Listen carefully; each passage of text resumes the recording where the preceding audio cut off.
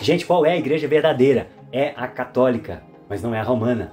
É a igreja, na verdade, é a igreja universal, porque católico significa universal, mas não é a do Edir Macedo.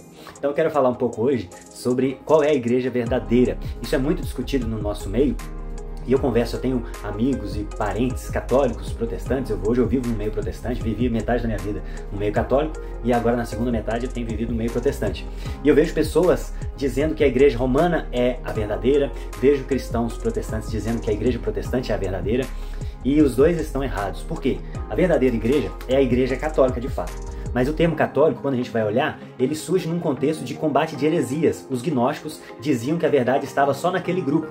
E os primeiros cristãos disseram, não, a igreja ela é católica, ela é universal. A verdade de Jesus está revelada em todas as igrejas, em todo o império, não só esse pequeno grupo. Então isso significa igreja católica, tá bom? Então a verdadeira igreja é essa, só que somente Deus conhece essa igreja. Somente Deus conhece essa igreja. O que nós vemos do ponto de vista humano são as organizações religiosas, as organizações humanas. Então, por exemplo, no século I existiam os helenistas, os judaizantes, já no grupo dos judeus. Os helenistas são aqueles judeus de fala grega, e os judaizantes são aqueles, os hebreus ortodoxos são aqueles que eram de fala hebraica. E aí no século IV, por exemplo, surge Constantino, aí surge um grupo de cristãos que se associam a Roma, e surgem os romanos, que vai ser a futura igreja romana, né? Surgem os cristãos orientais, né? Os futuros ortodoxos. Então surgem esses dois grupos, uns que se associam mais ao Estado, outros que se associam mais à parte oriental do Império, né? E eles vão ter divergências. Essa parte oriental é mais helenista, ligada aos gregos, e essa parte mais romana ligada à igreja romana, né? A Roma, a Itália. E aí vão surgir dois outros grupos, os donatistas, os monásticos, né? Os monges surgem exatamente dessa crítica à união da igreja com o Estado, depois de Constantino. Então os monges vão para o deserto para não se juntar a isso que eles estavam defendendo como algo errado.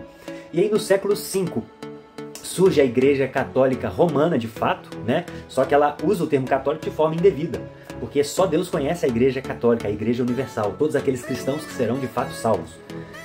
No século X, a igreja ortodoxa se desvencilha da igreja romana, eles perdem a comunhão, né, o chamado grande cisma na história da igreja.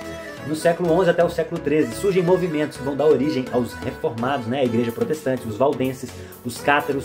Surge dentro da igreja romana os franciscanos, os dominicanos, que vão fazer uma crítica à riqueza da igreja de dentro do sistema romano, né? No século XVI surgem os protestantes. Na atualidade nós temos os católicos romanos carismáticos, os pentecostais, né, que são protestantes, os neopentecostais, a igreja liberal. Então assim, gente, só Deus conhece a igreja católica, tá bom? O que a gente faz parte, eu faço parte hoje de uma igreja protestante, porque eu acho que eles estão com mais elementos próximos da Bíblia, da verdade. Mas existem elementos de verdade na igreja romana, existem elementos de verdade nos protestantes, existem nos anabatistas, que foram um confronto, eu acabei de estudar isso na pós-graduação, foram um grupo que discordava em alguns pontos dos próprios protestantes. Então, só Deus conhece a igreja católica, tá bom? Então cuidado para você não achar que a sua igreja é a única verdadeira e contém toda a verdade. Isso é uma característica de seita, tá bom? Inclusive, alguns protestantes e a igreja católica se vê como a única, ou acredito talvez alguns católicos romanos, né? Não a igreja em si, mas se veem como os únicos que vão ser salvos, né? Então é muito perigoso isso do ponto de vista racional e do ponto de vista teológico e histórico, inclusive, tá bom? Que Deus abençoe você, que você se entregue de fato a Cristo e faça parte da igreja católica, não de projetos humanos, romanos ou protestantes. Abraço!